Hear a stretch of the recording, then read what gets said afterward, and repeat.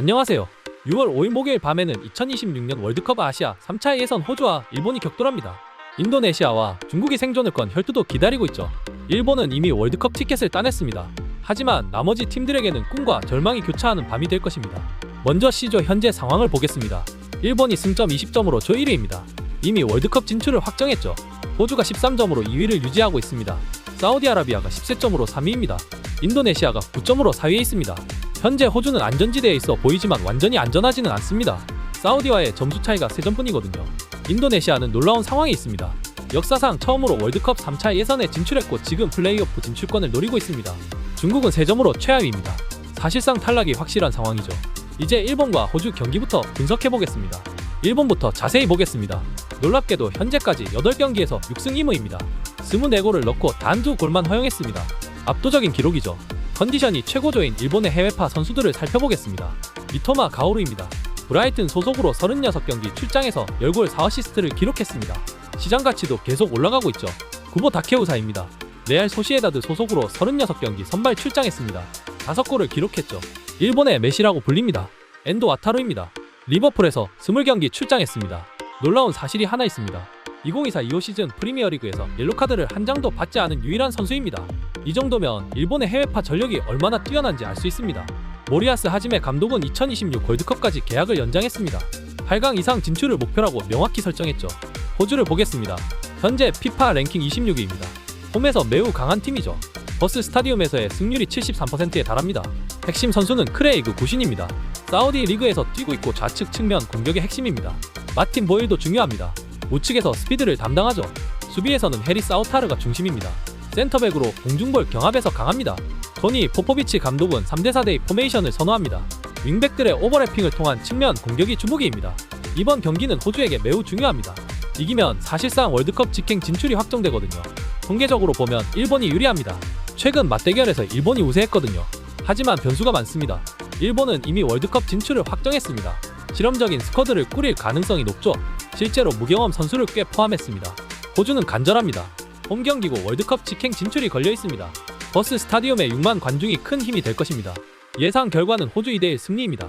확률은 호주 45%, 무승부 30%, 일본 25%로 봅니다. 흥미로운 인도네시아와 중국의 경기도 분석해보겠습니다. 먼저 인도네시아는 최근 몇 년 사이 놀라운 성장을 보였습니다. 신태용 감독 부임 당시 피파 랭킹이 173위였습니다. 지금은 123위입니다. 50위나 올랐죠. 또한 16년 만에 아시안컵 본선에 진출했습니다. 역사상 처음으로 월드컵 3차 예선에도 진출했습니다. 하지만 여기서 큰 변수가 생겼습니다. 올해 1월 6일에 신태용 감독이 경질되었습니다. 선수들과 전략적 합의가 어려웠다는 이유였죠. 1월 8일에 패트릭 클루이베르트가 새 감독으로 부임했습니다. 네덜란드 레전드입니다. 네덜란드 대표팀에서 40골을 넣은 선수죠.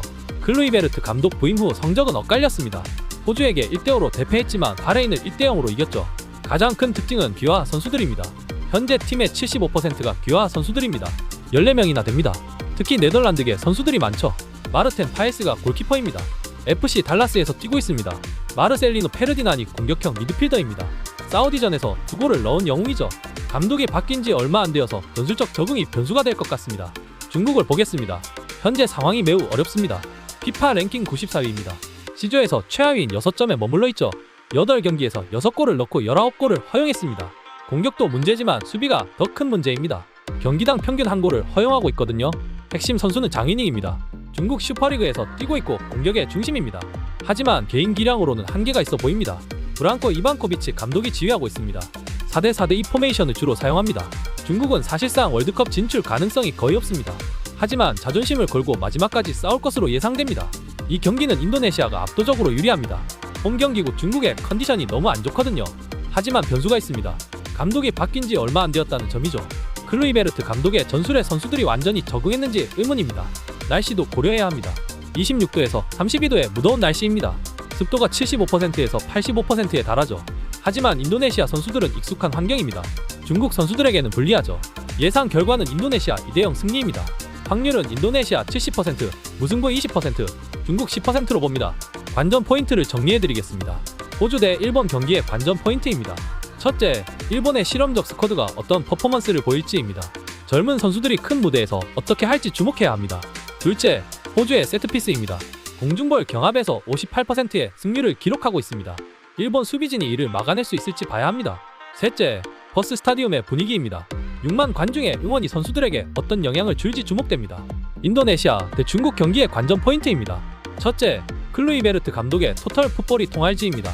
네덜란드식 축구가 아시아에서 어떤 결과를 낼지 흥미롭습니다. 둘째, 유아 선수들의 활약입니다. 마르셀리노 페르디난 같은 선수들이 결정적 순간에 골을 넣을 수 있을지 봐야 합니다. 셋째, 갤로라 붕카르노 스타디움의 열기입니다. 인도네시아 팬들의 응원은 아시아에서 가장 뜨겁기로 유명하거든요. 월드컵 진출권을 놓고 벌이는 마지막 승부입니다. 선수들의 간절함과 부담감이 경기력에 어떤 영향을 줄지 주목해야 합니다. 특히 인도네시아에게는 역사적인 순간입니다. 1938년 이후 88년 만에 월드컵 진출 기회거든요. 가장 가능성 높은 시나리오는 호주가 일본을 이기고 인도네시아가 중국을 이기는 겁니다.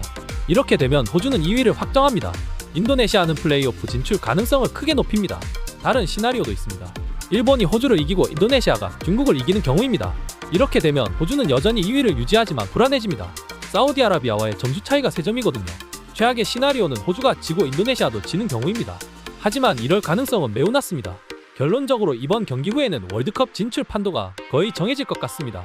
두 경기 모두 놓칠 수 없는 명경기가 될 것입니다. 구독과 알림 설정 눌러주시고 경기 후 결과 분석 영상도 기다려주세요. 더 많은 정보를 얻고 싶은 분들은 댓글에 링크를 방문해주세요. 모두 대박나시길 바랍니다.